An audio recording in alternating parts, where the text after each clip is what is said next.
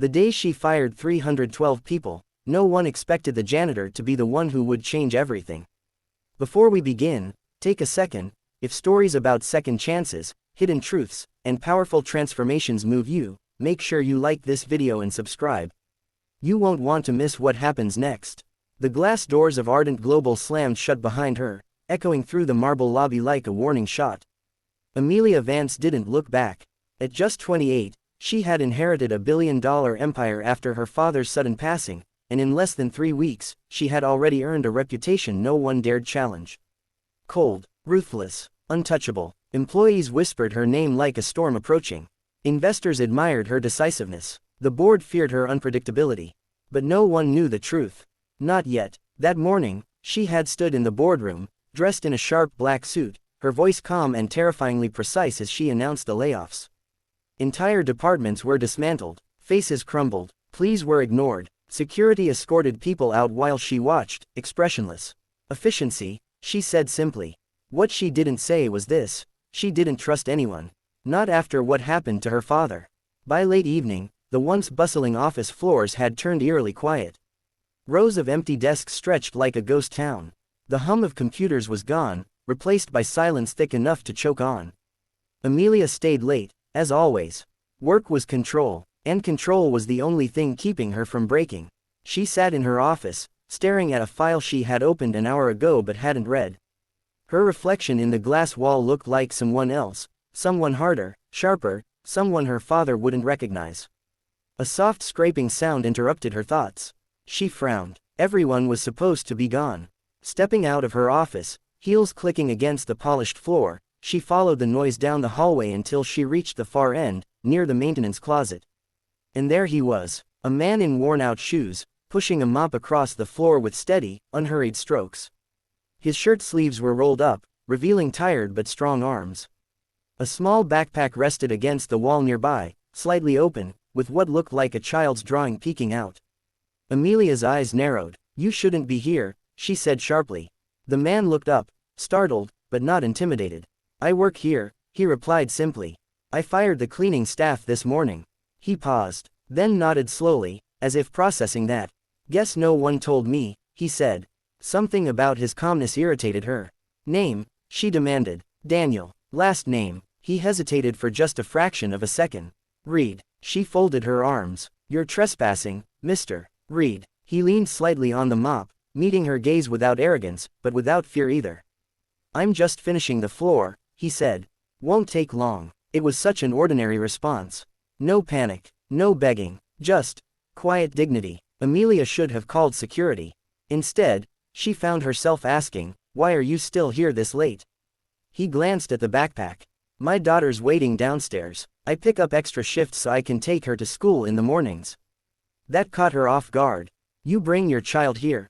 "Sometimes," he admitted, "when I don't have a choice." For a moment, silence stretched between them.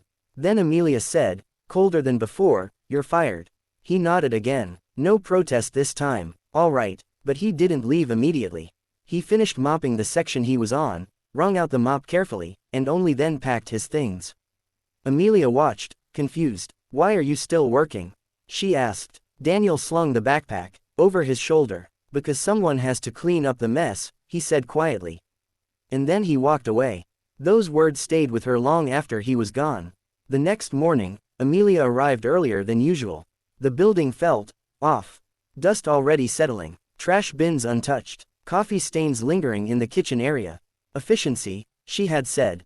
But something wasn't working. She stepped into the elevator, pressing the button for the executive floor, when the doors nearly closed on a small hand. "Wait." A little girl squeezed in, clutching a sketchbook. Her hair was tied in a messy ponytail, her eyes bright but tired. Amelia instinctively stepped back. "Sorry," the girl said, catching her breath. "Where are your parents?" Amelia asked. "My dad's here," she said. "He works at night." Amelia's stomach tightened. "What's your name?" "Lily." Before Amelia could respond, the elevator doors opened, and there he was again. "Daniel." He froze when he saw Amelia. Lily smiled. "Daddy." Amelia looked between them, realization settling in. "You brought her again," she said. "I didn't think I'd see you this early," he replied carefully. "You're not supposed to be here at all." Lily looked confused. "Are we in trouble?" That question hit harder than it should have. Amelia exhaled slowly. No, she said, her voice softer than before. Not yet. That day, Amelia didn't fire him again. Instead, she did something no one expected. She watched. Over the next few days, she noticed things she had never paid attention to before. Daniel wasn't just cleaning. He was fixing small things, loose handles, flickering lights, broken chairs. Things no one reported, but everyone noticed when they were fixed. And Lily, she would sit quietly in corners, drawing. Sometimes she'd leave little sketches on desks, smiling faces, flowers, buildings that looked warmer than the cold glass office around them. One evening, Amelia found a drawing on her desk. It was of her, but not the version she saw in the mirror. This one was smiling. She turned the paper over. Everyone looks nicer when they're not sad. No name, but she knew. That night, Amelia didn't sleep. The next morning, she called Daniel into her office. He stood there, unsure but composed. I didn't rehire you, she began. I know, but you keep showing up. Yes, why? He took a moment before answering. Because I need the job, he said. And because this place, it's falling apart. She leaned forward. And you think you can fix it? No, he said, but I think people can. If you let them. That struck something deep. For the first time since her father's death, Amelia felt uncertainty crack through her armor. What if the people you trust betray you? She asked, her voice quieter now. Daniel didn't answer immediately. Then you choose better people, he said. Not no people. Silence filled the room. That was the moment everything began to change. Amelia started small. She rehired a few employees. Then a few more. Not the ones who impressed on paper, but the ones who had been overlooked. She created a space for feedback. Real feedback. She listened. And slowly, the lifeless building began to breathe again. But the biggest shock came weeks later. Amelia had been digging through old company records late one night when she found something buried deep. Financial discrepancies, signatures that didn't match, decisions her father would never have approved. And one name kept appearing. A board member she had trusted. The truth hit like a storm. Her father hadn't died from stress alone. He had been betrayed. The same fear that made her fire everyone had been justified, but misdirected. The real enemy had been hiding in plain sight. With evidence in hand, Amelia exposed everything. The board member was removed. Legal actions followed. The company stabilized. But more importantly, Amelia changed. The woman who once fired 312 people rebuilt something stronger, not just a company, but a community. And the man with the mop, he became operations manager within a year. Not because of luck, because he saw what others didn't. And he stayed when everyone else would have left. As for Lily, her drawings now hung in the lobby. Bright, warm, full of life, just like the place she helped transform.